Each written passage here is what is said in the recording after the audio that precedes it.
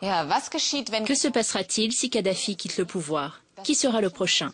Pour tenter de répondre à cette question, le magazine britannique The Economist a publié un indice du lancer de chaussures, c'est-à-dire une liste des pays dans lesquels le peuple pourrait bientôt brandir ses chaussures au visage de son dictateur pour le faire tomber.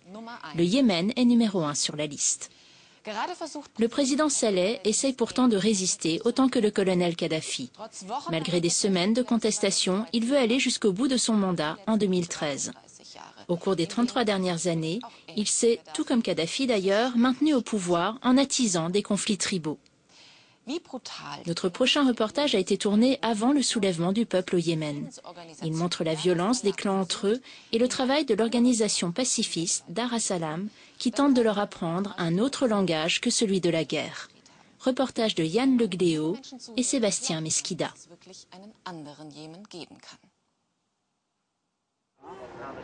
Souneima, une zone tribale au nord de Sanaa. C'est ici qu'il y a quelques mois, Abdou Abou Nasser a perdu son jeune fils de 10 ans, touché par une balle perdue sur le chemin de l'école. Mon fils passait par là quand il a été tué. Je retrouvais son corps là-bas, un peu plus bas. Juste là.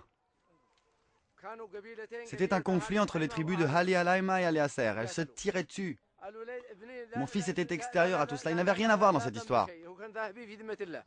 Il n'avait jamais pris parti pour l'une ou l'autre des tribus. Il ne connaissait personne. Et la balle l'a touché juste ici, comme vous voyez sur la photo. La balle l'a frappé en pleine tête. Car Allah, c'était mon fils préféré. Je ne sais toujours pas qui l'a tué, et eux non plus ne me connaissent pas. Puis la tribu d'Abdou Abou Nasser a voulu réclamer vengeance, mais une organisation a pu éviter le pire.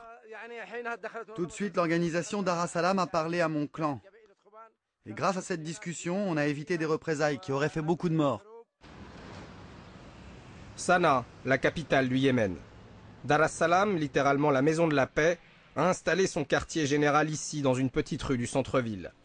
L'organisation lutte contre la violence entre tribus et contre cet esprit de vengeance qui gangrène la société yéménite. À sa tête, Abdurrahman al-Marwani, un ancien avocat qui a su gagner le respect des chefs tribaux un peu partout dans le pays. L'homme s'est imposé comme un médiateur indispensable, il est soutenu par le gouvernement yéménite et par de nombreuses organisations internationales. Aujourd'hui, je vais essayer de réconcilier deux tribus, de les mettre d'accord. Mon objectif, c'est de les amener au dialogue pour éviter que le sang coule. Ils ont vraiment besoin d'une intervention extérieure. Le médiateur est attendu par plusieurs membres des deux tribus. Et le conflit, comme souvent au Yémen, porte sur la terre. Les deux clans se disputent la propriété de pâturage pour leur bétail. Bonjour à tous. On est venu pour vous mettre d'accord. Et je suis sûr que vous voulez trouver une solution à vos problèmes. Nous allons arriver à un accord qui respecte l'islam et nos traditions. Et vous allez vous réconcilier les uns les autres. On doit discuter librement pour qu'on puisse tous se comprendre sans dégainer les armes. Mais très vite, la discussion dégénère, aucun clan ne veut céder, et ici, tout le monde est armé. Ce champ est à moi. Rien ici ne t'appartient. Mes terrasses sont là, tu vois bien, il y a un mur.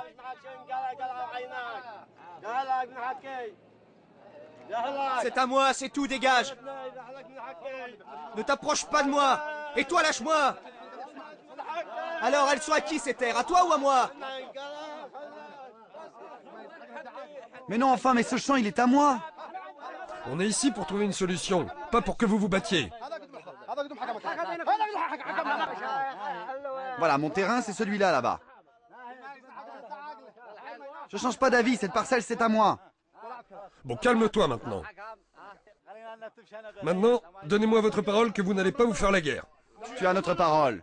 Serrez-vous la main ou on ne part pas d'ici. Et au fil de la discussion, les deux tribus acceptent la médiation de Dar es-Salam. Allez, venez, rapprochez-vous. Non, non, non, non, non, moi je ne suis pas d'accord. Non, non, non, non, non. Allez, tais-toi. Allez, embrassez-vous. C'est fini maintenant.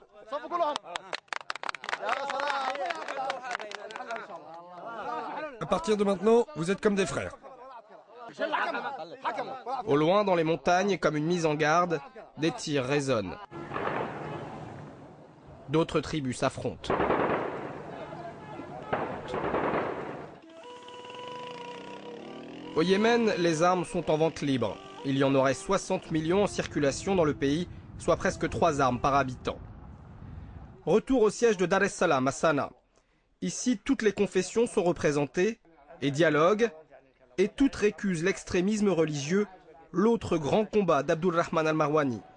Alors, aux côtés des membres de son organisation, il provoque ouvertement les terroristes d'Al-Qaïda. Chère Assemblée, nous sommes à nouveau réunis pour tenter de lutter contre l'extrémisme religieux dans la société yéménite. Aujourd'hui, avec le soutien des autorités locales et celui de la communauté internationale, je souhaite adresser un message à ceux qui sèment la violence. Je dis à Al-Qaïda, quittez le pays, ça suffit. Vous avez déjà fait trop de mal au Yémen, en Irak et ailleurs. Vous avez déjà tué trop d'innocents, des femmes et des enfants. Que Dieu protège les hommes de votre folie meurtrière.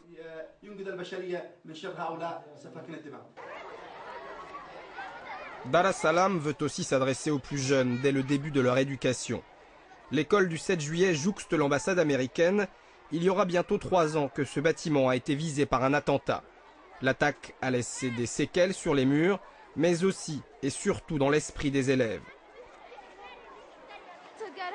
Au début, personne n'a été blessé.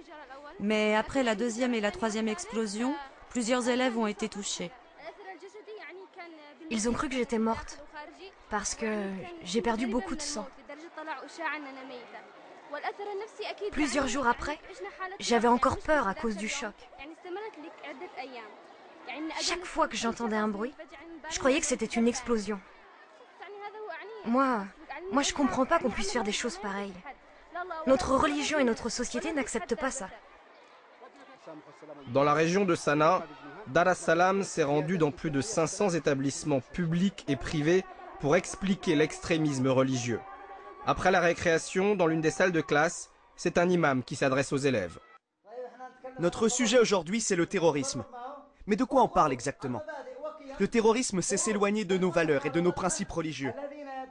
N'écoutez pas ceux qui se disent musulmans et qui ensuite vont semer la terreur. Ne leur parlez pas. Ce sont eux qui font exploser les écoles et tuent des innocents, des enfants. Comme ils l'ont fait ici même, dans cette école. Notre organisation s'appelle la Maison de la Paix. Et paix, c'est aussi le nom de Dieu. Si vous voulez aller au paradis, le seul chemin, c'est la paix.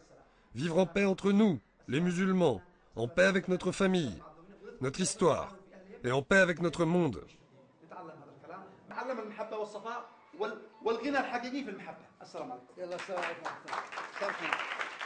Outre la présence d'Al-Qaïda, le Yémen doit aussi composer avec son système tribal.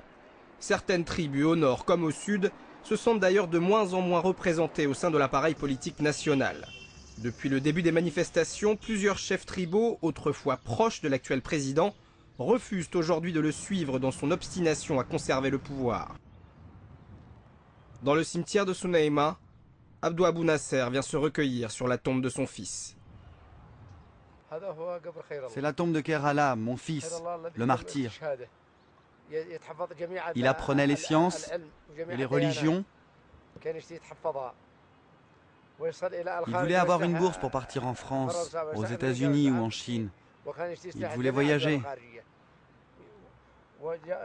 Mais le destin en a décidé autrement. Abdou Abou Nasser se bat aujourd'hui pour favoriser le dialogue, notamment lors de missions de réconciliation entre tribus ennemies.